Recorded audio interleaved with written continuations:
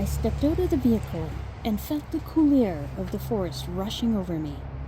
Another popular hiking spot had been recommended to us, Nymph Falls, also in the Comox Valley area.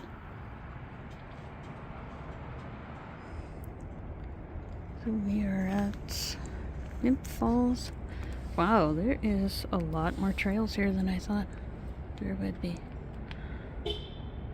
We perused the map, but we already knew where we would be going. I guess we want the midline to go see the falls themselves. Everyone likes a good waterfall. Wow, I'm impressed. Quit being impressed, Donna, and let's go! This area is quite popular, as several other people were also hiking the trails. A short ways in was a warning sign which we stopped to look at, and I was amused by some tagging with stickers on the faces. Yeah, somebody's face is there already. Just makes it way too humorous. But definitely, yeah, still something to be mindful of. I would like to see where these sirens and strobes actually are. It was something to definitely keep an eye out for. And until then, we enjoyed the walk in the misty forest.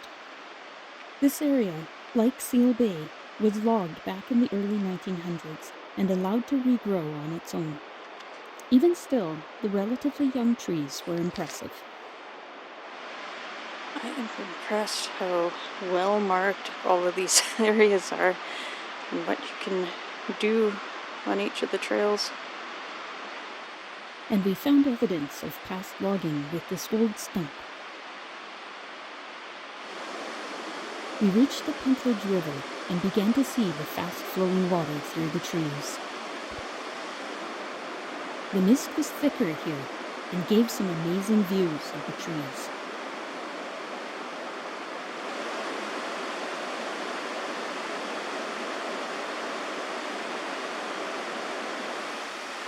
The area kept impressing me, especially as the river seemed to get rougher.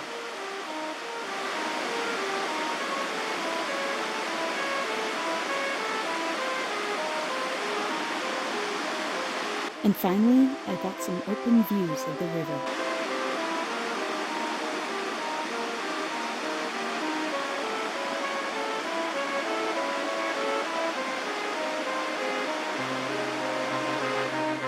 Each direction was beautiful and reminded me of places back home where I grew up.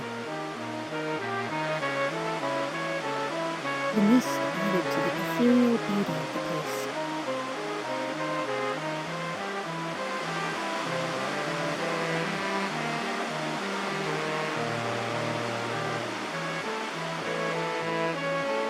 Droplets decorated needle tips.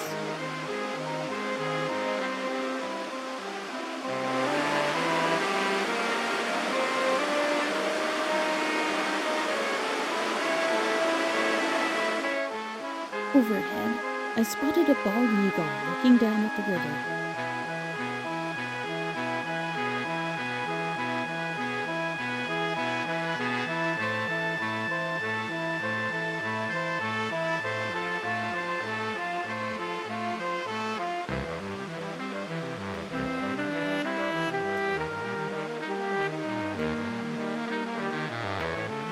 A moment later, he had vanished like a ghost into the mist.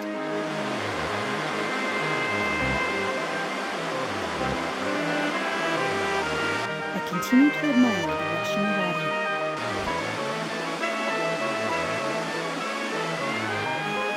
The cedar trees grew well with the increased humidity.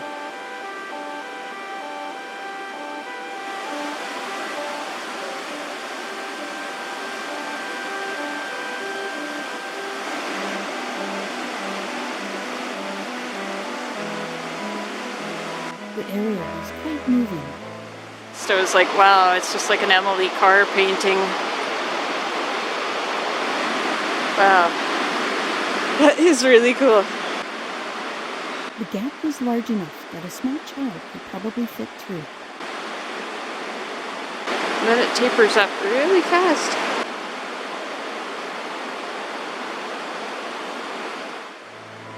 We headed upstream as there was an intriguing natural formation that we wanted to see.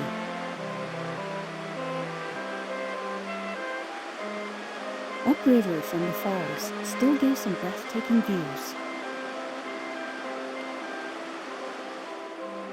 This looks beautiful, but it was bone-chillingly cold due to the mist. A maze of roots anchored the trees to the shore.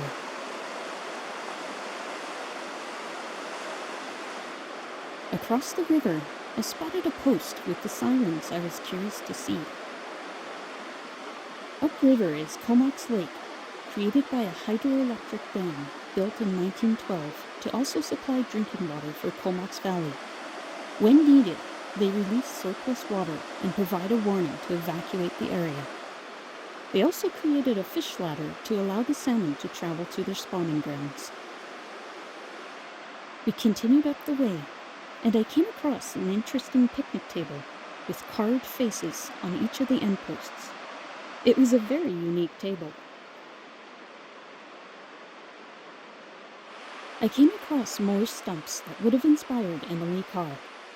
She was a Canadian painter who lived in Victoria and was inspired by the landscapes of the West Coast. In addition to painting the giant trees, she also painted totem poles and was a bit of an ambassador to understanding Indigenous culture at the time. Her home still stands in Victoria and is an interesting place to visit and learn more about her.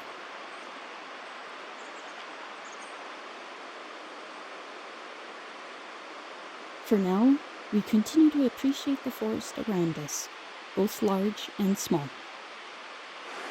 We continued up the trail and had some more views of the river.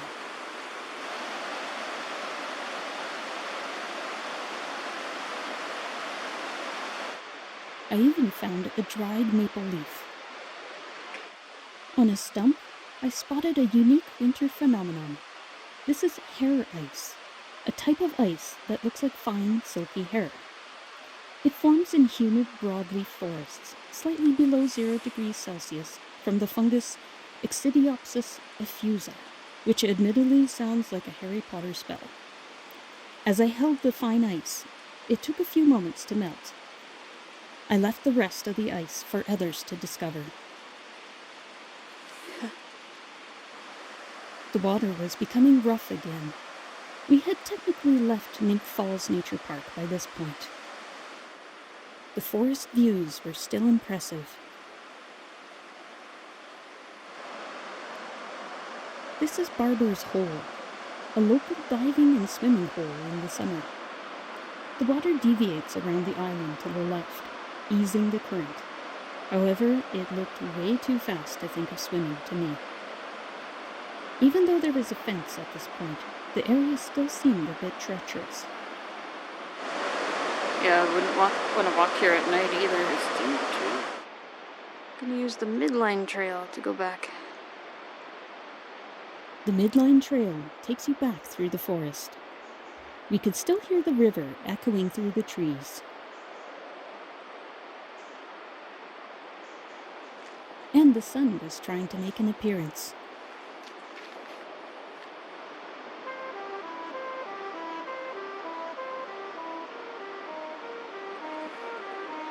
We still paused for a few beautiful views, but the faster pace back helped us warm up. Nymph Falls was well worth the visit, and months later, it's still a memorable part of our trip to Comox. Possibly we'll be able to visit again and explore some more of the natural wonders of the area. Until then, and as always, thanks for watching.